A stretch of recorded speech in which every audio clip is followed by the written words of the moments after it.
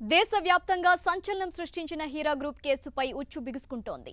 ఓవైపు అన్ని రాష్ట్రాల్లో హీరా గ్రూప్ అధినేత్రి నౌహీరా షేక్ పై కేసులన్నీ పెండింగ్ లో ఉండడంతో ఈడీ అధికారులు ఈ కేసు దర్యాప్తును ప్రారంభించారు. మరోవైపు ఈ కేసును సీబీఐతో దర్యాప్తు జరిపించాలంటూ హీరా గ్రూప్ బాధితులు హైకోర్టును ఆశ్రయించారు.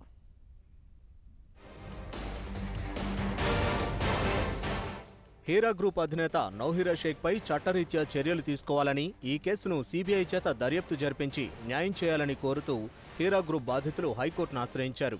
ఈ పిటిషన్ను వచ్చే సోమవారం హైకోర్టు విచారించనుంది. ఇటు ఈ కేసులో మనీ లాండరింగ్ జరిగినట్టు దర్యాప్తులో వెల్లడి కావడంతో సీసీఎస్ పోలీసులు ఈడీ అధికారులకు లేఖను రాశారు. లేఖపై స్పందించిన ఈడీ అధికారులు హీరా గ్రూప్ కేసుపై విచారణ ప్రారంభించారు.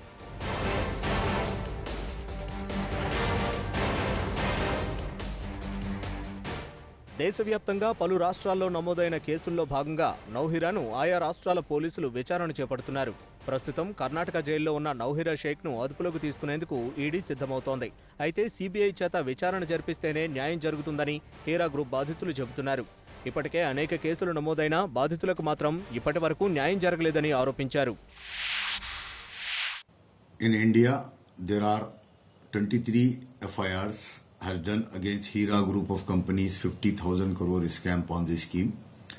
8 in Maharashtra, 3 in Andhra Pradesh, 7 in Telangana, 4 in Karnataka.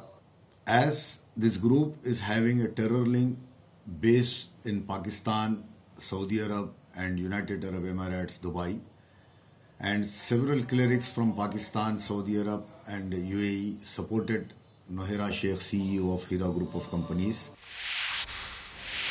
Heera group దేశవ్యాప్తంగా 5,64,00,000కు పైగా డిపాజిట్లు సేకరించినట్లు పోలీసులు జరిపిన దర్యాప్తులో వెల్లడైంది.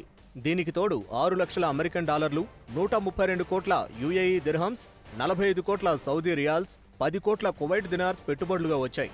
ఇలా విదేశీ కరెన్సీలో పెట్టుబడులు సేకరించడం ఫెమా చట్టానికి వ్యతిరేకం. వీటితో పాటు విదేశీ బ్యాంకుల్లో ఈ సంస్థకు చెందినవిగా అనుమానిస్తున్న 8 బ్యాంకు ఖాతాలను సీసీఎస్ పోలీసులు గుర్తించారు.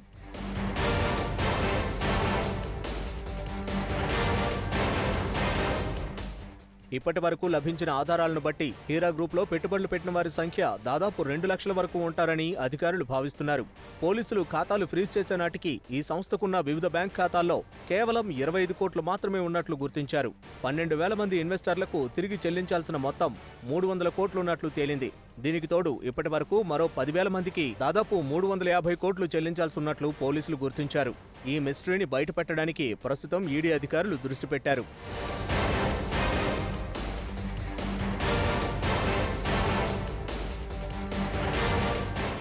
మొత్తం మీద వేల కోట్ల రూపాయలు ప్రజల నుంచి డిపాజిట్ల రూపంలో వసూలు చేసిన హీరా గ్రూప్ కేసు అనేక మలుపులు తిరుగుతోంది. వివిధ రాష్ట్రాల్లో నమోదైన కేసులన్నీ ఇప్పటికే పెండింగ్లో ఉండటంతో ఇప్పుడు ఈ కేసులో ఈడీ దర్యాప్తు ప్రారంభించింది. ఈడీ దర్యాప్తులో అసలు విషయాలు బయటకొస్తాయా, ఇప్పటికైనా బాధితులకు న్యాయం జరుగుతుందా అనేది ప్రశ్నార్థకంగా మారింది.